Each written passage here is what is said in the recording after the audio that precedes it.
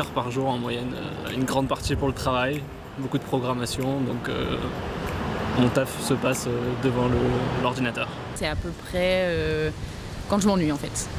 Donc dès que j'ai rien à faire, je le prends. En fait, ça devient un réflexe. Un pote. Pas mon meilleur pote, mais un pote. Ah, un conseiller.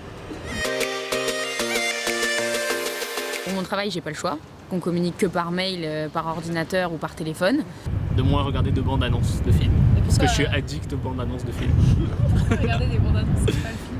Vous voyez l'histoire et le topic et en 2 minutes quoi. Et du coup en 1 heure t'as le temps de voir genre plusieurs histoires. Donc c'est un gain de temps. Ouais, c'est un énorme gain de temps et je regarde toutes les bandes annonces de tous les films qui sortent. Alors je connais pas du tout le droit à la déconnexion, je sais pas ce que c'est.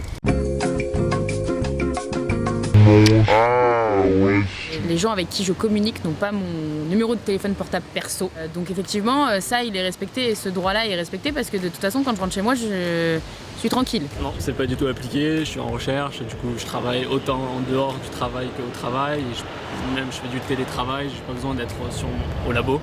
Et en plus, vu que moi je fais pas de distinction entre ma vie pro et ma vie perso, ça me dérange pas.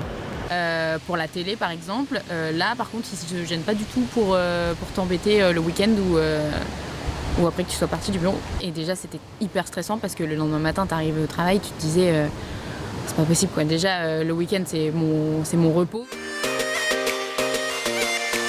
Ouais, je pense le castor. Je pense que je suis panda. Je suis soit 100% pour, soit 100% contre. Je mets les autres en mouvement. Je les fais travailler quand ils ne travaillent pas. Je suis un bon mix de ces deux-là. Alors le panda, parce que je me retrouve bien dans sa personnalité, susceptible, qui aime bien s'occuper des gens, qui s'inquiète toujours pour eux. Toujours moyen de tricher parmi les règles. Ça passe. Aucun problème. Il est un peu, en quelque sorte, un peu rêveur et c'est vrai que c'est un peu moi, donc manque de structuralité, qui commence des projets mais qui ne finit pas forcément et tout ça, donc c'est vrai que c'est un peu un bon mix des deux là.